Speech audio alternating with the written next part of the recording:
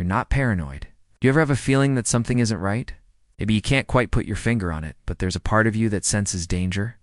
Perhaps you've experienced this, and someone close to you has said, "You're being paranoid," and you've started to believe them. Today we were going to discuss why manipulators use the word paranoid as a weapon and how it can affect you. Welcome back to our channel. Before we begin, we would like to thank you for your support. Please subscribe to our channel and hit the bell icon to never miss an episode. That strange feeling you get in your gut, the confusion that creeps into your mind, the conversations that seem to have a hidden meaning, these aren't just signs of anxiety. It could be subtle tricks played by manipulators who know how to plant doubts in your mind while keeping their hands clean. They know how to make you question your own memory, your judgment, and even your sanity. This trick often starts small. You might deny saying something they clearly stated, shifting the timeline of events just enough to make you pause. Or they minimize your feelings, suggesting that you're being too dramatic, too sensitive, or overthinking things. At first, you might just brush it off, thinking that maybe you did misinterpret things. But over time, this pattern builds, and their goal is to slowly erode your trust in yourself. The ultimate aim is to make you so uncertain about your own perceptions that you end up relying on them to define reality for you. That is where their power lies.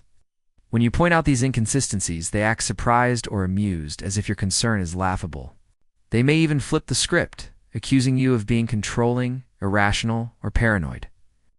That word paranoid is their weapon.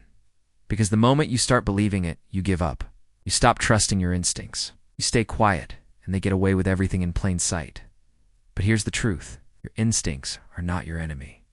That uneasy feeling in your chest when someone's story doesn't match up, it's that subtle sense that their smile hides something sharper than kindness. Those signals exist for a reason. The human mind is wired to detect patterns, inconsistencies, and potential threats, even when they're cloaked in charm. Manipulators exploit this by making you feel guilty for noticing. They want you to remain blind, compliant, and most importantly, doubting yourself. What makes this trick so destructive is that it doesn't need yelling, threats, or visible cruelty to work. It thrives in the shadows, hidden under politeness, jokes, or feigned concern. That's why so many people fall for it without ever realizing.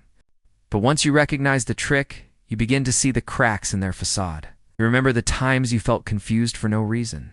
You notice how the same dismissive phrases keep coming up. Most importantly, you realize that you're not paranoid at all. You're simply waking up to the truth.